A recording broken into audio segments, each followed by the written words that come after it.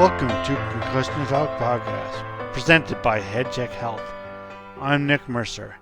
This is episode 48, and I'll be talking about the brain today with neuroscientist and director of the Emotional Brain Institute, Joseph LeDoux from New York University. Before formally introducing my guest, I'd like to first thank my sponsor, HeadCheck Health. HeadCheck Health bridges the gaps in concussion care through simple, powerful technology. Join organizations like the Canadian Football League, Trek Factory Racing, the Canadian Junior Hockey League, Eastern Washington University, and Volleyball Canada, who rely on HeadCheck to improve communication and optimize care. Visit headcheckhealth.com for more. My guest today is Joseph LeDoux. Joseph LeDoux is a professor of neuroscience, psychology, psychiatry, and child and adolescent psychiatry at New York University. He is also the director of the Emotional Brain Institute. The Emotional Brain Institute is a joint initiative between New York University and New York State.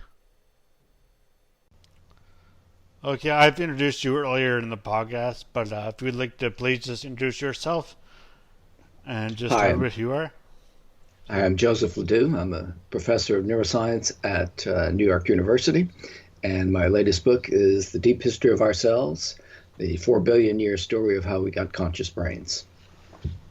That was great. I heard you on Joe Rogan podcast, and I thought you'd be a great person to talk about now because you're a neuroscientist, but also be a great person to talk about the brain and consciousness, because that's as we'll know that every brain injury is unique, every concussion is unique. So.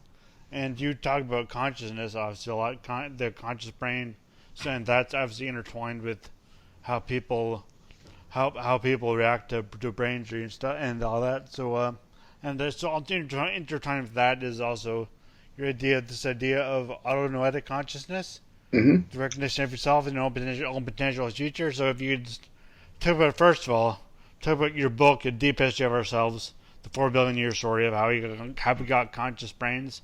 And what do you mean by consciousness? Okay. If you do that within half an hour. Right. So can I, maybe the best thing to do is to tell you why I wrote the book as a starting point. Sure. And because consciousness really doesn't come up until the very end of the book, because it's a long story. And, right. I think it's something that happened recently rather than in the far past. But it's it's something that emerged out of this 4 billion year history.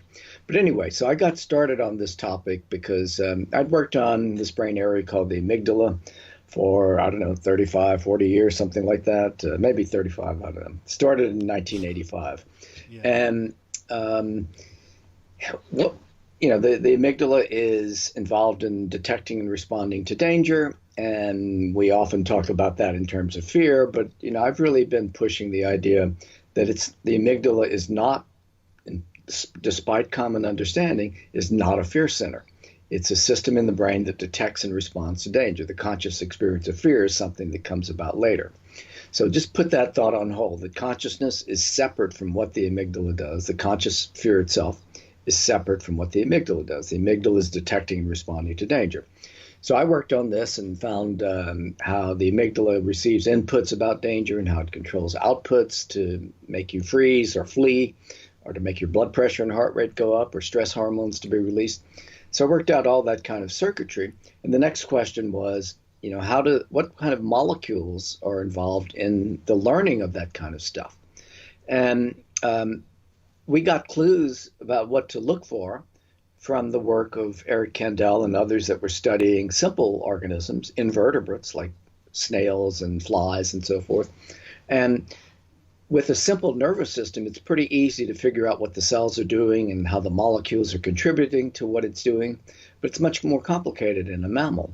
So with all those clues that they discovered in invertebrates, we simply applied those to vertebrates, to mammals. And indeed, the molecules that underlie the learning about danger in a rat and a human are the same as those that underlie learning about danger in a fly or a worm or a snail and so forth. So how did that happen? That means that there's some common ancestor, that gave those molecules, those genes to each of those lines of organisms. Those organisms are separated by 630 million years of evolution. Um, but where did they get theirs? Well, the invertebrates got theirs from other invertebrates, but there are three kinds of invertebrates. One is the bilateral invertebrates. They have a front and a back and a top and a bottom and a left and a right, just like we do. Yeah. So they and we get those genes from an ancestor, which was the common bilateral ancestor of invertebrates and vertebrates. So where did that early invertebrate bilateral organism get its genes and molecules? Well, it got it from a jellyfish-like organism that has a top and a bottom, but not a front and a back or a left and a right. And where did it get its genes and molecules? It got them from a sponge-like organism. And where did it get its? So now we're talking about things happening close to 1 billion years ago. And the sponges got their genes and molecules from a protozoa. That's a single-cell organism. Now, what is a single-cell organism doing with genes and molecules involved in synaptic plasticity in an organism with a nervous system? Well, protozoa learn and store information as well. They can avoid danger and learn about what's dangerous and move away from it. They can learn about what's useful, like food, and move towards it. But they don't have a nervous system. They're just a single cell. Now, that's kind of phenomenal that they can learn, they can store information, but they have no nervous system, because we think of a nervous system. It's important for things like learning and memory. But they do it. And in fact, they get this stuff from bacteria, the oldest living organism on Earth. Yeah. That takes us back to 3.8 billion years ago, the beginning of life. So what does that mean? If we think about what a bacterial cell does in life, it has to do 5 things: detect danger, incorporate nutrients, balance fluids and ions, thermoregulate, and reproduce. Those are the same things we have to do to get by. Yeah. And other animals as well. So when we think about rats and mice and, snakes or whatever, and we talk about their behavior, when they're eating, we think they're eating because they're hungry. When they're running away from danger, we think it's because they're afraid. But that is the wrong conclusion. So that is your idea. Sorry to interrupt. That's your idea of implicit and conscious memories? Well, that's implicit. We're not talking about consciousness yet. I just want to get the history of this implicit memory thing, because it's so implicit. There's no consciousness to even make it explicit. I mean, if we're going back to the beginning of life, 4 billion years ago, where we've got cells that can store information about danger, acquire new information, and respond to it, all without a nervous system. So that 4 billion year history is the history of what takes us to a brain area like the amygdala, which does the same thing. It's detecting and responding to danger. It's identifying useful and harmful foods and so forth. It's involved in sexual behavior. But it's not involved in the creation of fear and hunger or pleasure or any of those things we project onto the organisms we see behaving like that. That's the key point. Right. So now you want to know, where does consciousness come from? Well, that's a bit much, but this amygdala, as you think, you say the amygdala is responsible for the implicit memories of us humans, is what we're interested in here. So humans, amygdala is what controls that through various neural inputs. There are lots of different kinds of implicit memory. The amygdala is involved in implicit memory about danger, but also about foods and sex, and it stores a lot of different kinds of implicit memories. But that it's really inappropriate to talk about the amygdala. I mean, I do it too, but it's a complicated thing. There's like 4 parts, but it's bilateral, and it's there are 12 different nuclei. Well, look at it this way. Let's take one cell in the amygdala. Yeah. It might be involved in all of those behaviors involving sex and food seeking and danger and so forth, but it could be involved in it because it's part of a different circuit. In other words, all the synapses on it are not doing one thing. you might have that cell involved because some synapses are getting inputs from feeding systems, some from danger systems, some from sexual systems, and its outputs are going to different kinds of responses. So cells are parts of networks, and networks are parts of systems. So the amygdala is simply, it's like a big building, a warehouse that has all this storage stuff in it. But you store different things in different places. Exactly, yeah. So I mean, because you demonstrated, the amygdala is a small part of the brain, and it is alone is that complex.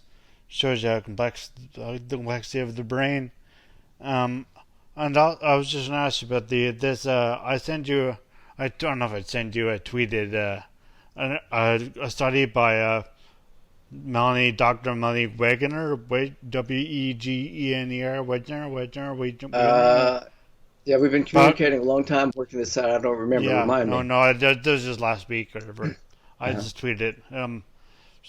This is about brain injury and concussions, and actually, what brought me to think about you were mentioning in the Joe Rogan interview, the split brain patients, epilepsy patients you studied in your PhD when you were first studying first got you interested in conscious memories and emotions, and the split brain epilepsy patients you were studying then, and how she did a very similar study, well, not very similar, but a study on concussed patients, showing them flashing words on sides of a screen, so left and right, and it crosses, and they determined they thought they could determine that the concussed patient had their corpus callosum or their splenium injured, so that disrupted the flow of information from left to right. So, to just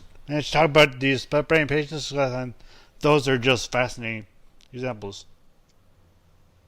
The split brain patients you studied, you were introduced to. So, do you want to talk about what this study was? You want me to talk about those? Yeah, if you could. Yeah. Okay. So, yeah, I was a fresh graduate student. Didn't have much background in science when I joined the lab of Michael Gazzaniga in 1974. And I thought I was going to be doing some animal research with him, but he said, no, we got this really cool project on these human split brain patients, these are epileptics, in whom the two sides of the brains have been separated in an effort to control the sort of the runaway seizures that happen if the information is crossing between the two hemispheres unconstrained, because they have damaged tissue from the epilepsy that's creating a lot of neural activity, and it kind of gives it some momentum if it's crossing back and forth. But these people are fascinating to study from the point of view of consciousness, because you can talk to the left hemisphere, just as you and I are talking, but the right hemisphere is kind of, it's a silent hemisphere. It's on its own. It's over there, kind of. We don't know what's going on over there. But we had one patient that could read in both hemispheres, but he could only talk out of the left, which is the more traditional thing. Right. But because he could read, we could put complex questions over there rather than just showing a picture of an apple and he could find the apple. But here we were asking him, "Who are you?" And he would take his left hand, connect it to the right hemisphere, and reach out in front of into a bunch of Scrabble letters and pull out Paul, his name, Paul. And he could also, when we asked him, "What do you want to be when you grow up?" he spelled race car driver. Now, when we asked the left hemisphere what he wanted to be, it said, "I want to be a draftsman, an architect." Yeah. So we got, because different. Yeah. Gotcha. This was pretty striking. I mean, is it like hard science, with statistics? No, it's just observations. But it was a very striking observation that one side of the brain had one life ambition and the other side had a different life ambition. But they both had the same name. They both knew his name was Paul. So there's a kind of self-identity, and yet these two sides are kind of, off on different tracks about who Paul is, in a sense. It's kind of fascinating. So the autonoid consciousness was in both hemispheres or around somehow. Well, that you could that would be a conclusion you could draw. Shall I explain autonoid consciousness? So autonoid consciousness is a term introduced by the psychologist Indel Tolving from Toronto, there in Canada. Okay. And he had this idea. Well, he was the first person to introduce the idea of semantic and episodic memory. So these are memories about facts, that would be semantic memories, as opposed to memories about episodes in your life or personal experiences. And these are two kinds of memories that both involve the medial temporal lobe or the hippocampus to store them and retrieve them and so forth. But they're of different qualities in a sense. Now he said, well, but they're both conscious memories, memories that you can conscious experience. So he gave a name to the conscious experience of semantic memory. He called that noetic. In other words, just like knowledge, Greek for just knowledge. So it's knowledge about something in the world. But autonoetic, he used that for self-referential knowledge about yourself. So noetic consciousness is, I know there's an apple there. Autonoetic consciousness is I know there's an apple there. It's me that's seeing the apple. And that is, no one has demonstrated that kind of extra level of awareness in other animals. It doesn't mean that they don't have it, but it's certainly been difficult to kind of to demonstrate that. So, and it's certainly important in who we are as people that we, I, me, mine, all these things that we care about are ours. That's the basis of everything that's good about us, but also everything that's bad. We kind of like can form groups that will ostracize, hate, kill other groups because of beliefs about what's the proper group. So consciousness is our best friend as a species, but also in a sense our worst enemy. Right, and which also shows you, talks about how complex the brain is. Because this is an area, I shouldn't say a new area of study, but the brain is still relatively unknown compared to other, all the paths to go through it and all the different processes it can handle. So there's a lot that goes on in the brain. I think we've made a lot of progress. The Society for Neuroscience started. This is sort of the 50th anniversary or so. So we've only been studying neuroscience, technically for 50 years. There were people studying the brain before that, but there was no sort of identification of what a scientist that studies the brain is, and that's what kind of brought the field together. Now that we have, tens and tens of thousands of people studying the brain, and I think we've learned quite a bit, but there's still many mysteries that we have to contend with. Exactly. Yeah. Actually, one of them is these emotions, which obviously is a big part of your studying of the threat detection. But I wanted to ask you more about this Hebbian Learning, Okay, which is with Hebbian, which just said that, but another Canadian, by the way. Is he? Ah, Donald Hebb. Yeah. He grew up in Nova Scotia, and that's close. Became a professor at McGill and one of the most famous psychologists and neuroscientists ever. Nice. Well, that's good to know. So, but this idea of synaptic of weak signal and strong, we need a weak signal. You explain Hebbian Learning better than I will. Okay. My small notes, but sorry, a small follow-up question to that is so is that kind of what happens with I know a lot of people with brain injuries are service members or people or even people who've just had a traumatic brain injury like myself. That so traumatic PTSD, is that associated with Hebbian Learning? Let me back up a little bit and just explain what it is, so your listeners will be grounded on that, because it's pretty simple. Yeah. It's not just about. It may happen in PTSD, but let's talk about it in the simplest kind of form. So you're walking down the street, you're standing, you see your neighbor's mailbox, and all of a sudden your neighbor's dog bites you. Yeah. Now, next time you walk down the street, you're going to be Pavlovian conditioned to the side of the mailbox, because that's what you were looking at when the dog bit you. Right. So Pavlovian conditioning, a strong stimulus like a bite is painful, is paired with a weak stimulus like the side of the mailbox, and so the mailbox now acquires aversive properties. So Hebb's theory was that the way this happens in the brain is that a strong stimulus changes the activity of the neurons that it is connected with. So something like a painful stimulus goes into a part of the brain like the amygdala and arouses those cells in a very powerful way. And one of the consequences of that is it triggers protein synthesis in those cells. Now, protein Right. synthesis is the basis of a lot of what cells do. Now, if at the same time that the proteins have been synthesized and active because of the pain, if the same cell is getting a weak input about something that happens simultaneously, but ordinarily wouldn't do much, it acquires that ability to activate those cells because the proteins basically glue the weak stimulus's synapses into the cell and Okay. strengthen those. So now the weak stimulus is able to activate that cell the way the strong stimulus did. And so all you need now is the side of the mailbox to make you freeze and your blood pressure to go up. And this stimulus doesn't only have to be a visual stimulus; it can be an oral or a feel to, like any sense stimulus, Anything. like Yeah, yeah. any Well, sense. no, So I shouldn't say any because sights, sounds, touches are very sensitive to that kind of learning. But when we get into, and smells as well, but when we get into taste, it's a different thing.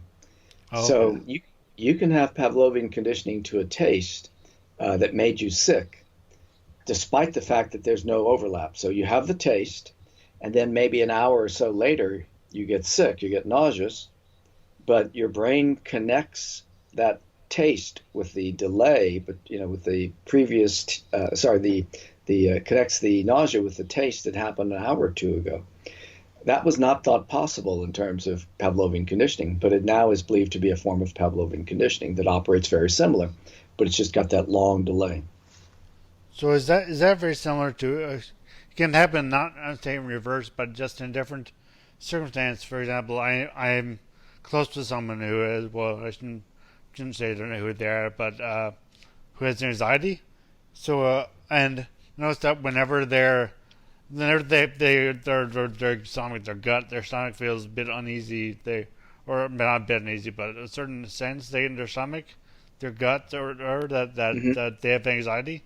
So Right. is that just your emotions or that brain chunk giving you evolutionary saying, hey, you have Hmm. anxiety now, so we're Well, producing this, or is so it because of your I think Pavlovian? it's more basic than that. It's a form of interoceptive inside you, in other words, Pavlovian conditioning, where, for example, panic disorder involves, Yeah. for example, a person who feels a kind of, you know, twinge in their chest and goes into a panic because they've associated that twinge in their chest with the idea that that's going to lead to a heart attack.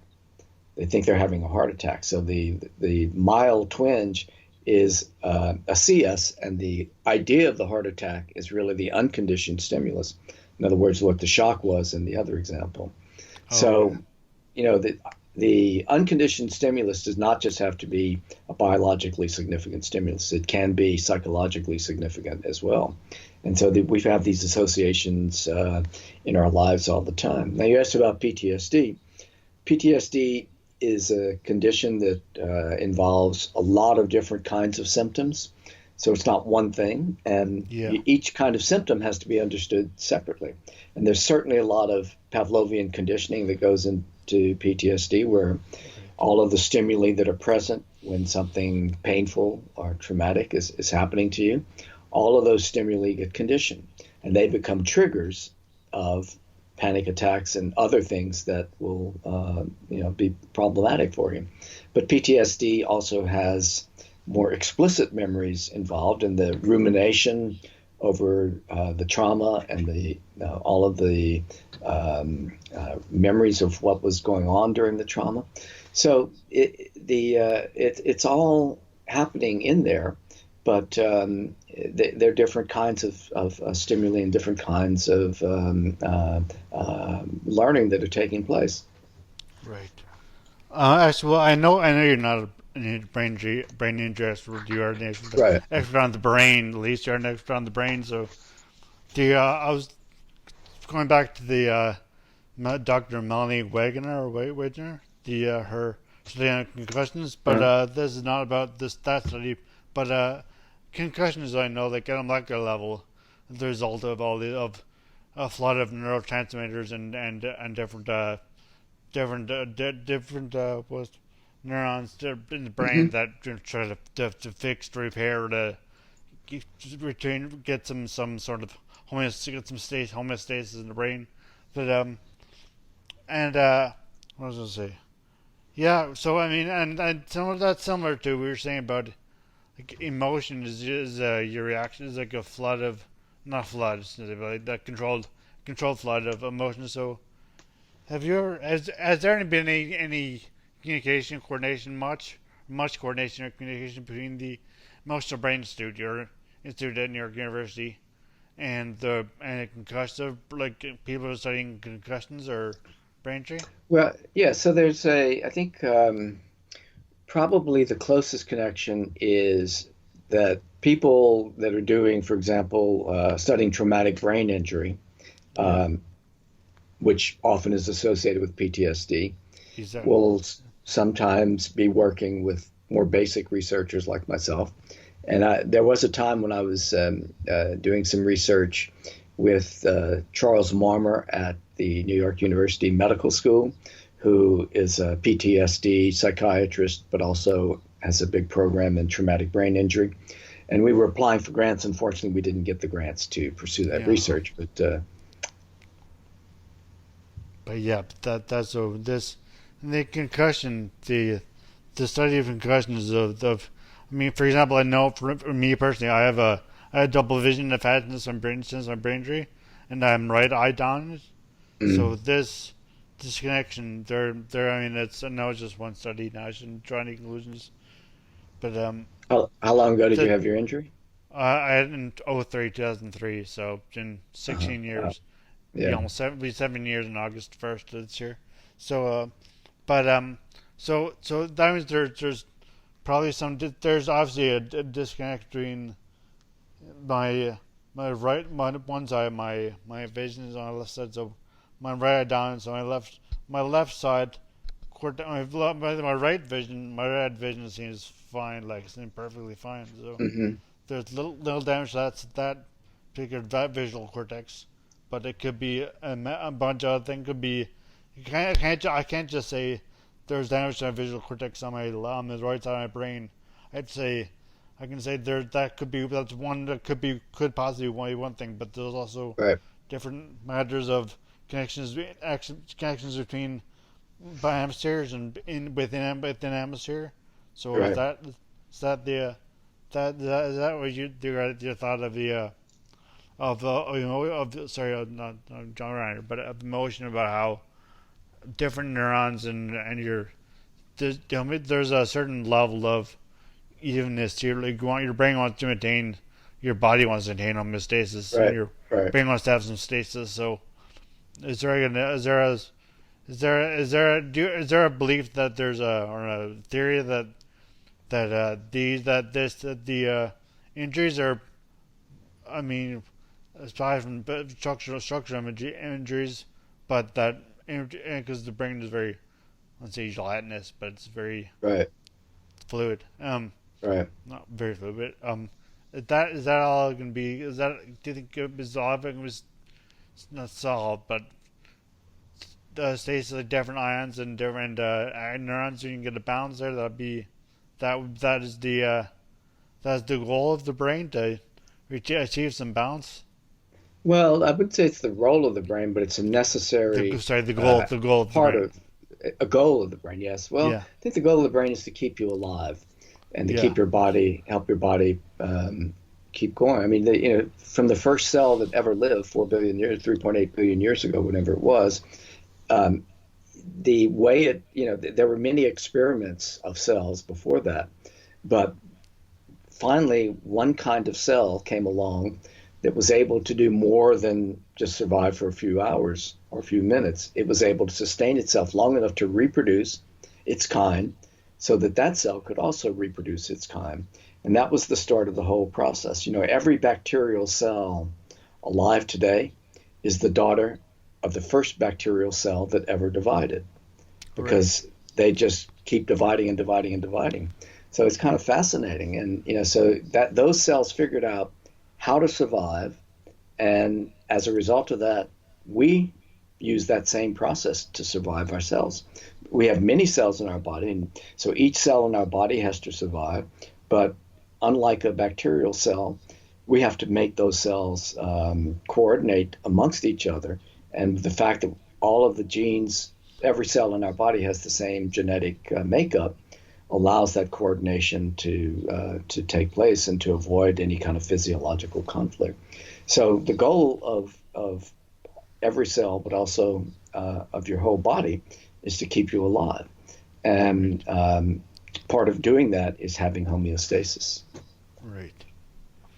Well, I know you have to. I mean, I've kind of jumbled a lot of these questions together, but I know you have to go now soon. But I just wanted to thank you so much for doing this podcast, and I ask you before the end. I'll ask you the question about I don't know if it's your theory or just a general theory about emotions. What are emotions? And sorry, time like I was in this podcast, I'll just ask you one final question about emotions. Yeah. If you can explain what your theory of emotions are.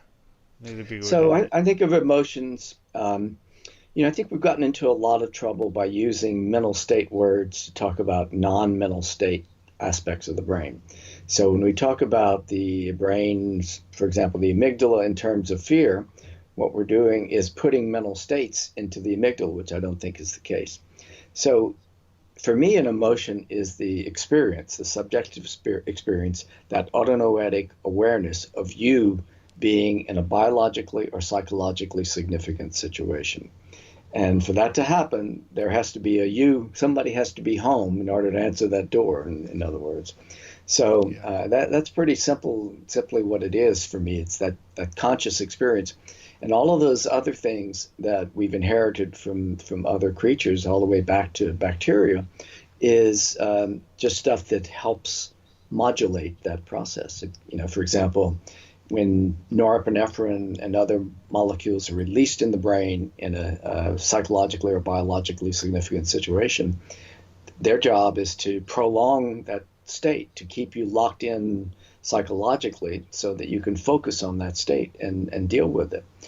So they add intensity and they add duration, but they don't define the experience. The experience is defined by your mental state of being aware of what's happening to you. So, I mean, not everyone agrees with me on this definition, but I've tried to simplify emotion by restricting it to the experiential part and talking about other things which have a much longer evolutionary history without bringing in conscious experience into their operation. Okay, well, I mean, thank you so much again. Now, this is the final thing. Thank you so much. And I thank you again for also following my looped. And I don't know, logic is gone. My logic is fine, but my thought process, my train of thought was gone all sorts of loops and crazy switchbacks and all that. So thank you for somehow keeping up with that. Thank you, and I wish you well and all your listeners well. So thank you for having me. And where can anyone interested in your book about the deep history of ourselves? Well, so if you look up my name, last name it's LeDoux, capital D, no space. If you look it up on Amazon or any of the other book places, you'll come across the book. There's also a website for the book called deep-history-of-ourselves. So deep history of ourselves with dashes between each words.com. And I have my own website, which you can get to everything from there as well. It's Joseph-LeDoux.com. So, again, thank you very much for having me, and I hope all the best for you over the holidays. Thank you, you too. And thank you so much for being on. And else, please visit his website, his Joseph-LeDoux.com, which is actually his band, the Amygdaloids. And his solo projects they're all there. So I encourage everyone to visit that, and also please visit my website www.concussiontalk.com, and Thank you again, Joseph LeDoux, for being on the podcast and helping Thank to you. explain the brain, like and what the brain actually does, other than just be injured or not be injured. So thank you. All right. Thank you. Bye-bye. Thank you all for listening, and thank you to Joseph LeDoux again for following my twisted thought process. Concussion Talk podcast will be back again in January. As always, music at the beginning of this podcast is by Ben Sound. www.bensound.com.